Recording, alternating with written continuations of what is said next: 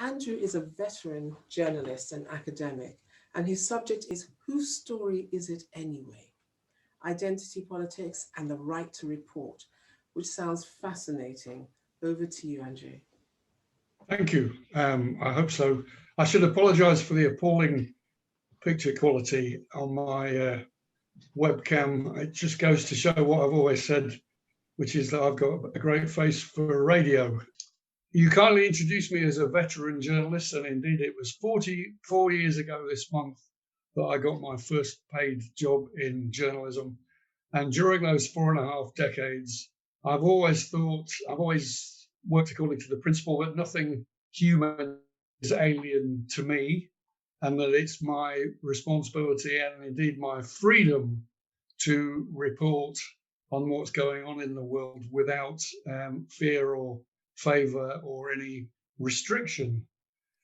Just as if I'd been a creative writer, I would have thought it was my freedom and indeed my responsibility to use my imagination to the best of my ability to come up with characters that are true to life as well as true to my imaginative vision. You're probably familiar, though, with the way in which increasingly creative writers are being less creative, coming to be frightened about writing characters, creating characters that somebody says they don't have the right to write about.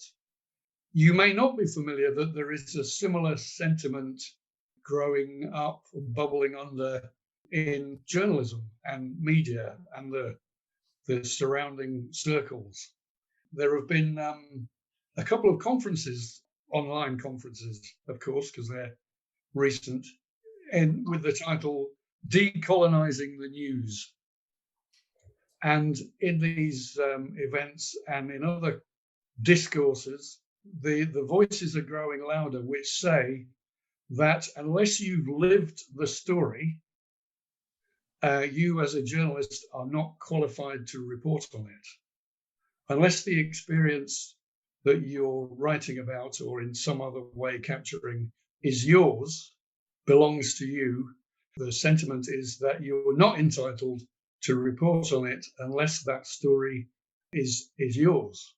We're not in this context in a scenario where there's the Stasi or the secret police saying, "Show me your identity papers."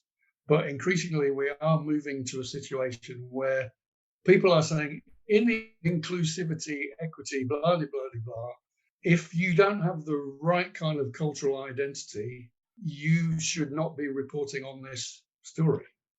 It's not your story to report on, which I think is a disgrace. And before I say just how disgraceful I think it is, I'd just like to say a little bit about why it might have come about. It is true that there are lots of professional journalists who are nothing short of smug bastards. And quite a few of them, they really are white male and upper middle class. But the smugness and the bastardness is not unique to that particular demographic. So let's not get hung up about it. Nonetheless, it is true to say that the press has not given itself a very good press.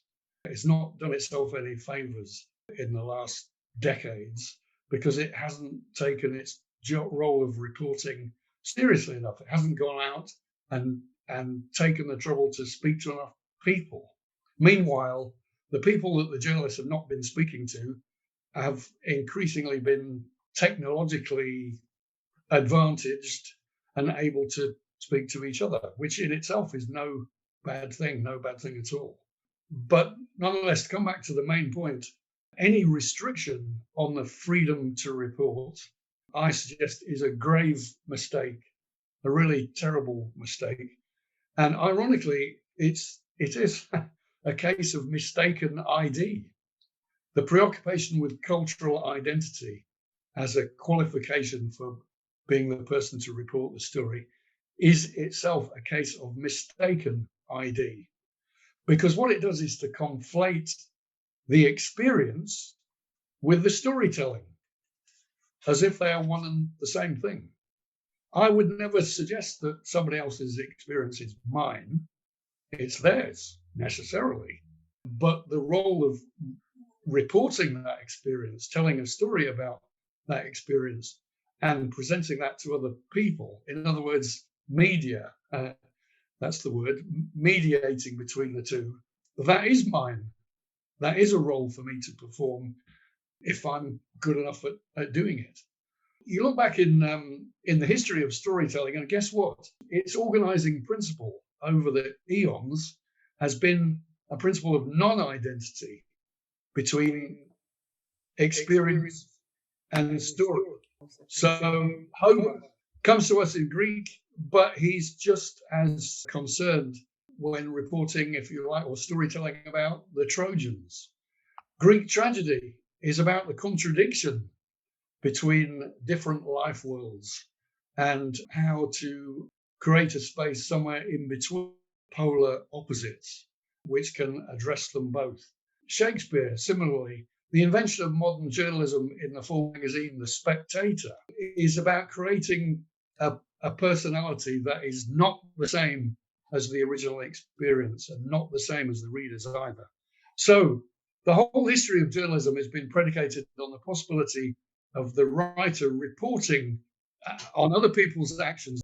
What that means is that the freedom to report without restriction is not just a freedom for professional reporters.